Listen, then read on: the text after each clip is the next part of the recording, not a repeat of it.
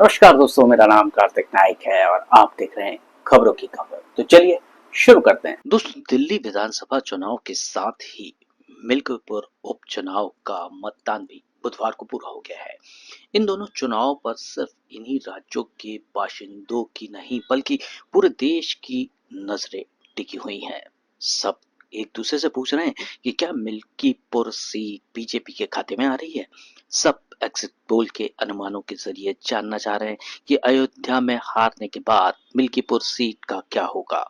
क्या यहाँ बीजेपी जीत का परचम लहराकर अपनी हार का बदला ले पाएगी, यह समाजवादी पार्टी और उनके सांसद अवधेश प्रसाद का जलवा फिर कायम होगा और उनके बेटे अजीत प्रसाद जीतेंगे।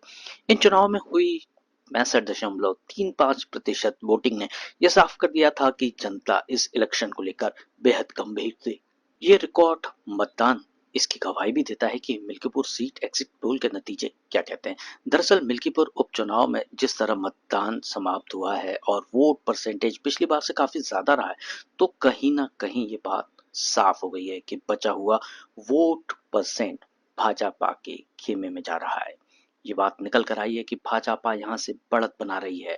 यहाँ के वोटर्स का उत्साह देखकर भी यह बात साफ हो गई कि यहाँ के लोगों ने उत्साह दिखाते हुए ज्यादा से ज्यादा वोटिंग की।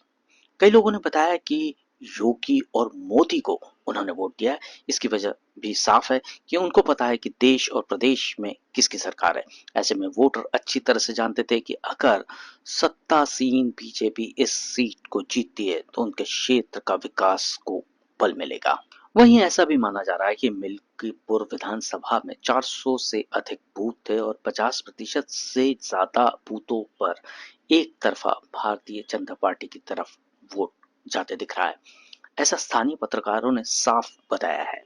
भारतीय जनता पार्टी के मंत्री और नेताओं की ओर से यहां लगाई गई चौपाल का भी असर देखने को मिला है। उन्होंने अपनी योजनाओं को गिनाया है और मतदाताओं में इसका पूरा प्रभाव दिख भी रहा था।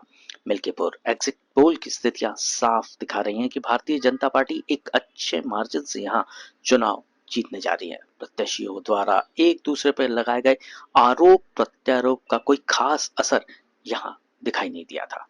तो दोस्तों, फिर वही बात कि अब सबको इंतजार है मिल्कीपुर सीट के परिणाम का और सभी लोग उत्साही हैं कि इस बार विजय किसको मिलती है। तो दोस्तों, ये थी आज की खबरों की खबर। देखते रहिए खबरी, क्योंकि खबरी की है हर खबर पर नजर। नमस्कार।